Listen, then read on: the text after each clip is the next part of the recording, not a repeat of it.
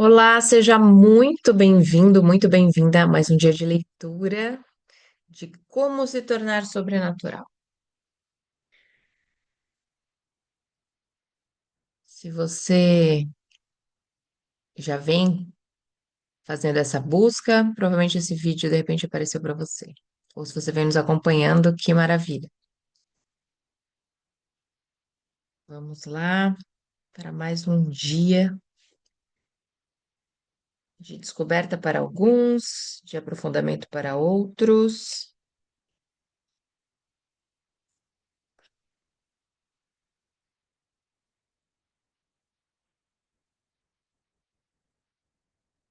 Já estamos aqui no capítulo 2 desta leitura.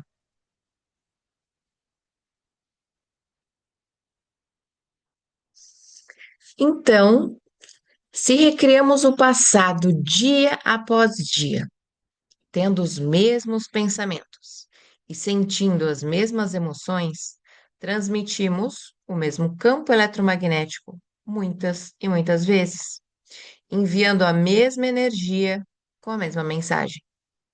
Da perspectiva de energia e informação, isso significa que a mesma energia do nosso passado continua transmitindo a mesma informação, que então continua criando o mesmo futuro. Assim, nossa energia é essencial, igual ao nosso passado.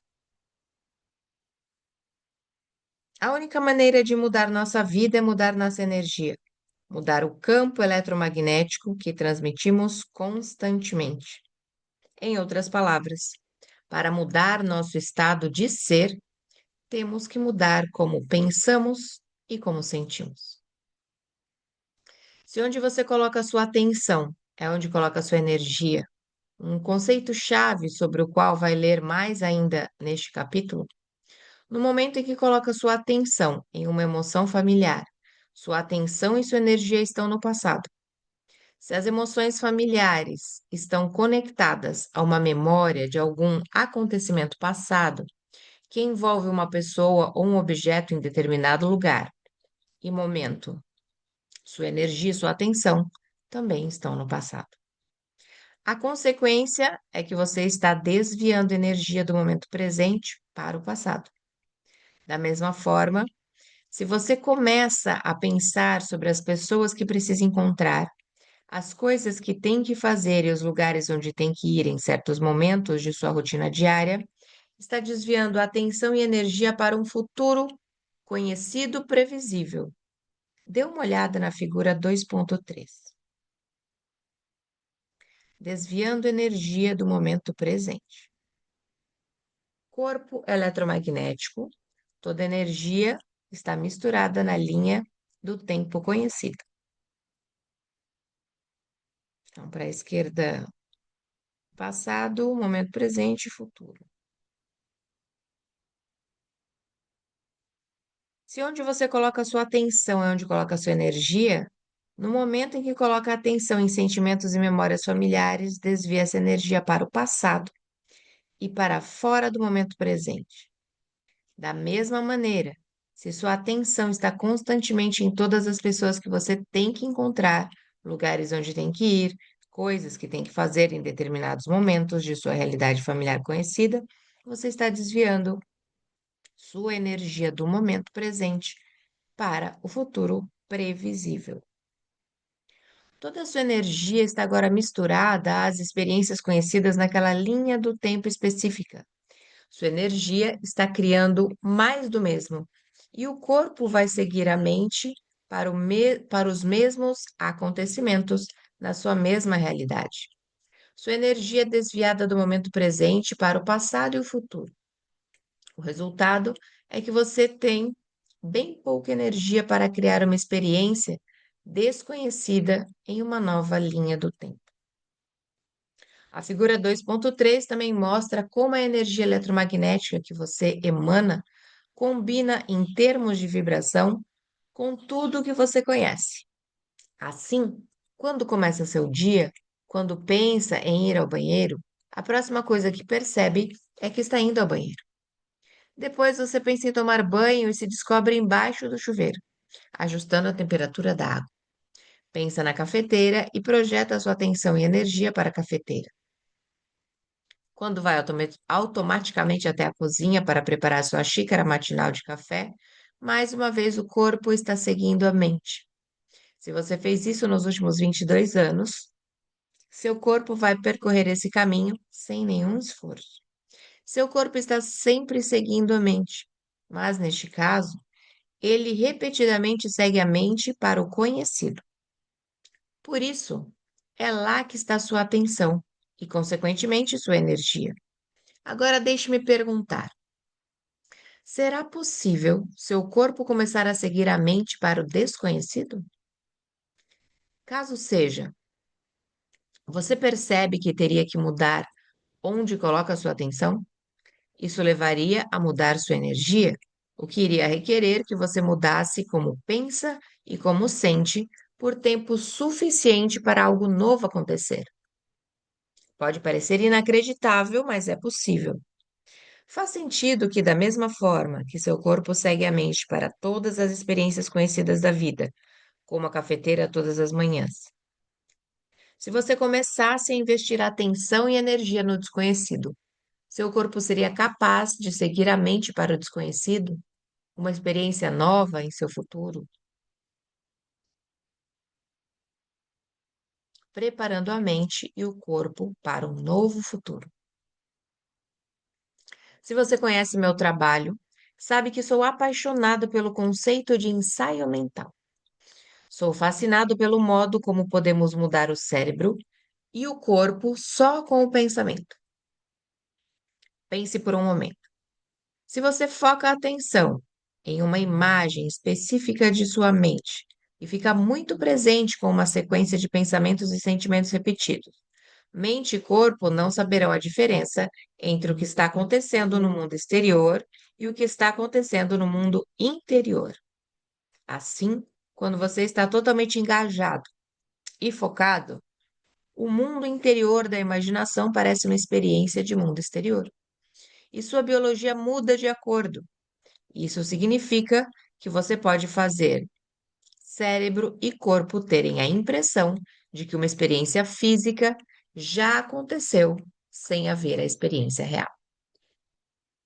Aquilo em que você coloca a sua atenção e ensaia mentalmente muitas e muitas vezes, só não se torna quem você é do ponto de vista biológico, como também determina seu futuro.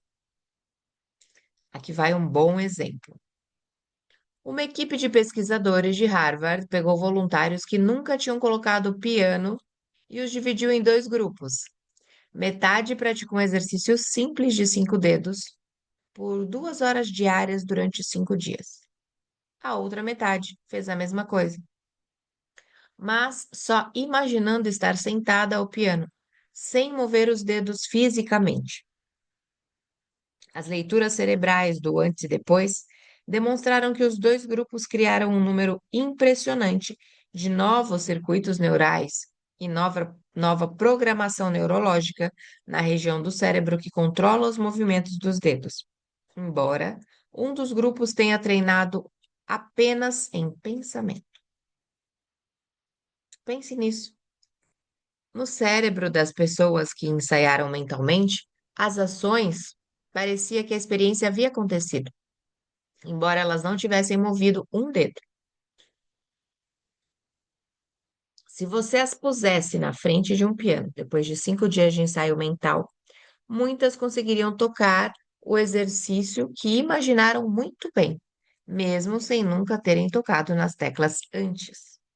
Ao imaginar a atividade todos os dias, elas instalaram o equipamento neurológico relativo à experiência, acionaram e interligaram várias vezes aqueles circuitos cerebrais com atenção e intenção. Com o tempo, o equipamento se tornou um software automático no cérebro e ficou mais fácil repetir tudo na próxima vez. Se tivessem que começar a tocar depois de 5 dias de treino mental, seu comportamento se alinharia facilmente às intenções conscientes, porque elas prepararam o cérebro de antemão para a experiência. Treinada, a mente pode ser poderosa nesse nível. Estudos similares mostraram o mesmo tipo de resultados com treinamento muscular. Em um estudo pioneiro na clínica Cleveland, 10 sujeitos de pesquisa com idade entre 20 e 35 anos imaginaram flexões de bíceps tão difíceis quanto podiam em 5 sessões semanais de treinamento por 12 semanas. A cada 2 semanas, os pesquisadores gravavam uma atividade cerebral dos sujeitos durante as sessões e mediam a força muscular. No fim do estudo, os sujeitos tinham aumentado a força dos bíceps em 13,5%, embora nem tivessem usado os músculos de verdade. Eles mantiveram o ganho por 3 meses depois do fim das sessões de treinamento. Mais recentemente, uma equipe de pesquisa composta por cientistas da Universidade do Texas, em San Antonio, a Clínica Cleveland e o Centro de Pesquisas da Fundação Kessler, em West Orange, Nova Jersey, pediu aos sujeitos para visualizar a contração dos músculos flexores do cotovelo. Ao fazer isso, eram orientados a instigar os músculos a flexionar com toda a força possível, adicionando uma firme intenção à forte energia mental, em sessões de 15 minutos, 5 dias por semana, durante 12 semanas. Um grupo de sujeitos foi orientado a usar o que é chamado de imagem externa ou de terceira pessoa, imaginando-se a praticar, observando-se em uma cena mental separada da experiência, como ver um filme. Outro grupo foi instruído a usar a imagem interna ou de primeira pessoa, imaginando que o corpo, naquele momento exato, estava fazendo o exercício, tornando-se mais imediato e realista. Um terceiro grupo, de controle, não treinou. O grupo que usou imagem externa, bem como o grupo de controle, não mostrou mudanças significativas. Mas o que usou imagem interna teve um aumento de força de 10,8%. Outra equipe de pesquisadores da Universidade de Ohio engessou o pulso de 29 voluntários por um mês, garantindo que não conseguissem mover a região nem sem querer.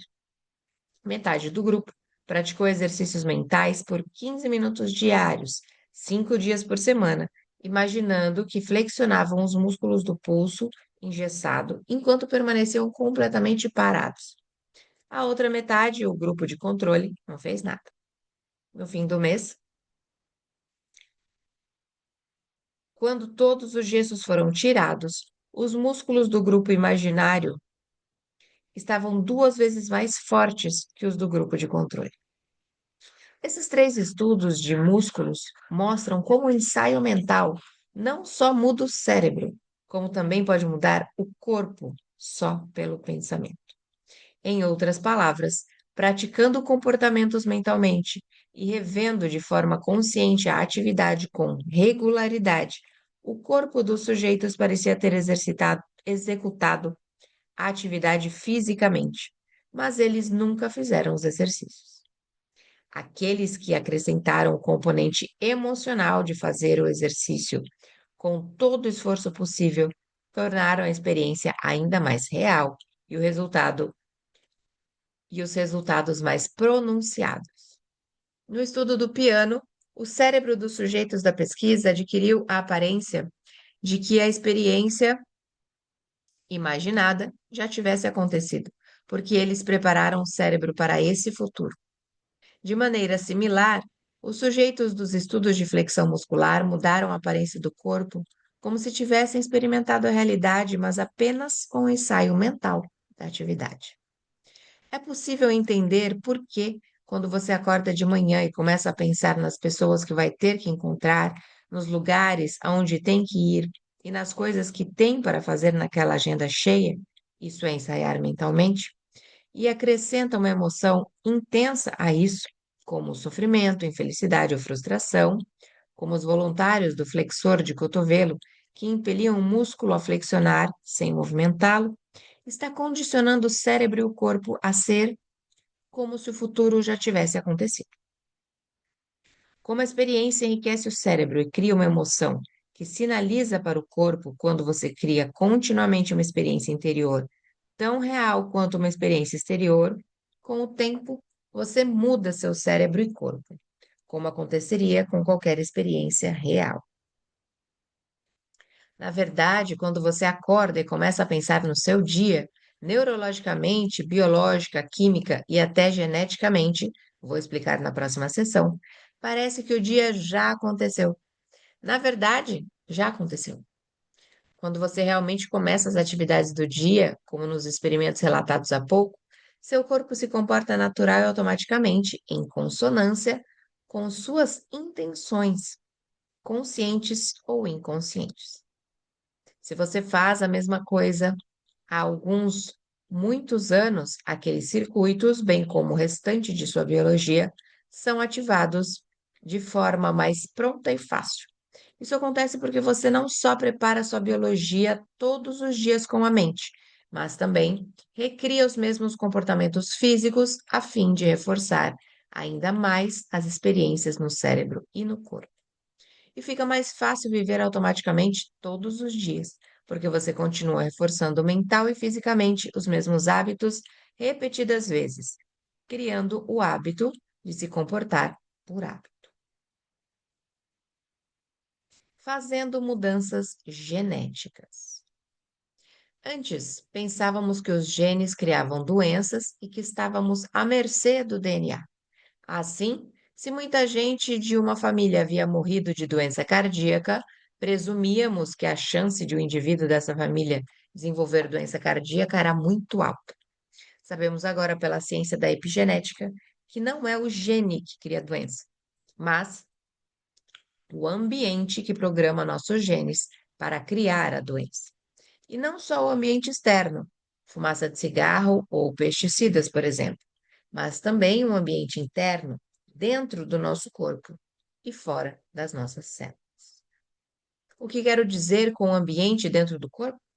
Como falei anteriormente, emoções são feedback químico, produtos finais de experiências no ambiente externo.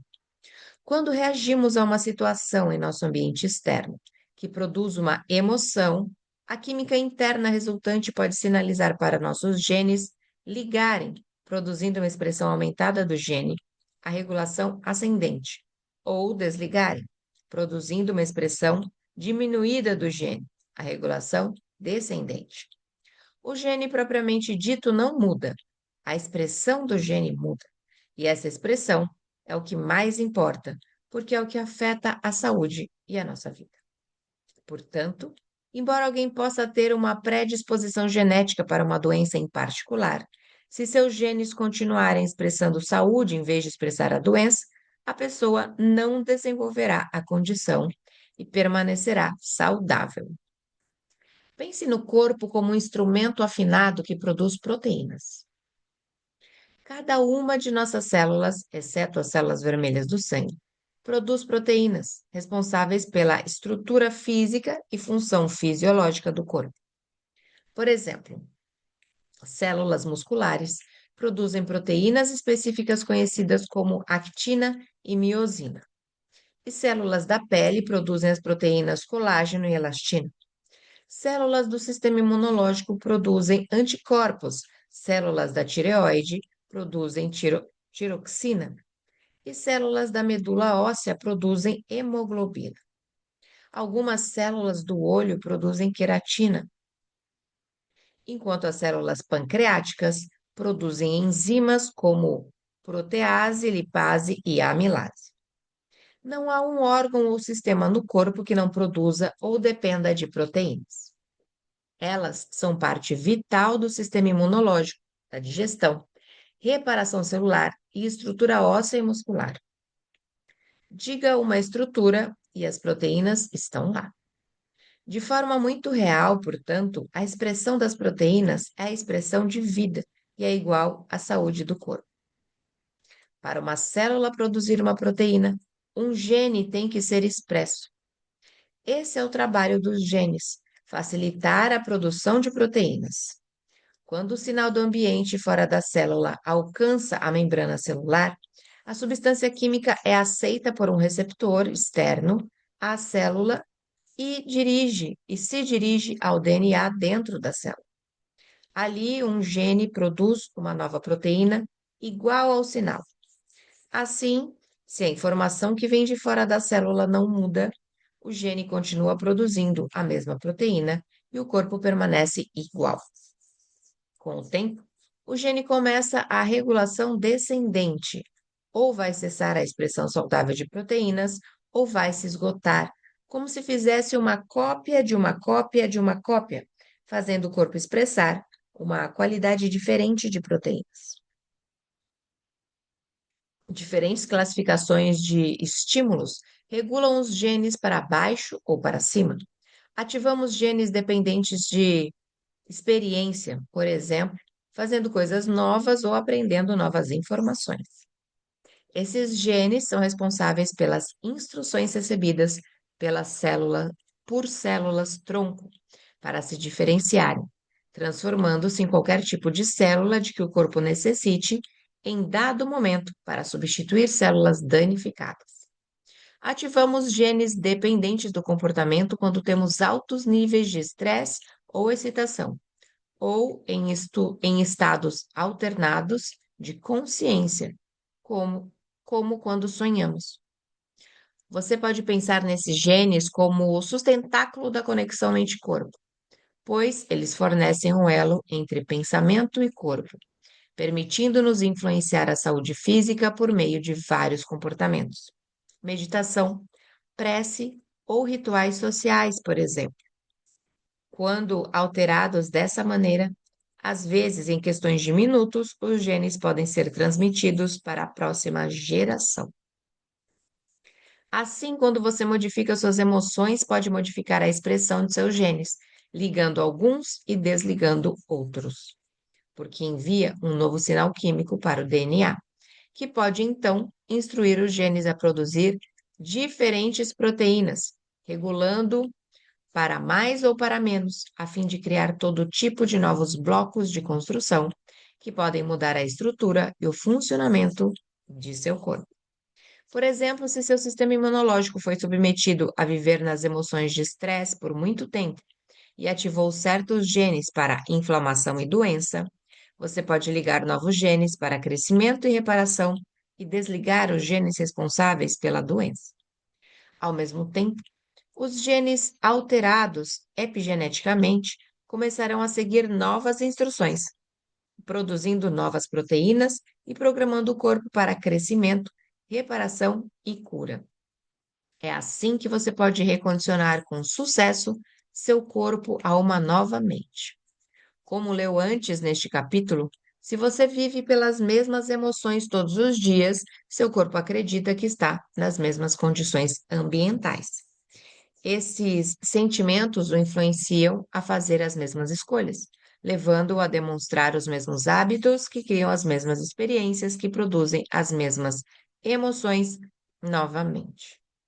Graças aos hábitos automáticos programados, suas células estão constantemente expostas ao mesmo ambiente químico, em seu ambiente externo, bem como fora das células, mas dentro de seu corpo.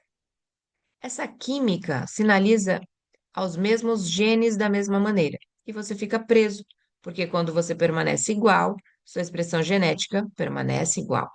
Aí você está no caminho de um destino genético, porque nenhuma nova informação chega do ambiente. E se as circunstâncias de sua vida mudam para melhor? Isso não deveria mudar o ambiente químico que cerca suas células? Sim, isso acontece, mas não o tempo todo. Se você passou anos condicionando o seu corpo a um ciclo de pensamento e sentimento, e depois sentindo e pensando, sem perceber também, condicionou seu corpo a se tornar dependente dessas emoções. Aí, apenas mudar o ambiente externo, arrumando um novo emprego, por exemplo, não necessariamente rompe o vício. Assim como alguém dependente de drogas não conseguiria romper o vício só por ganhar na loteria ou se mudar para o Havaí.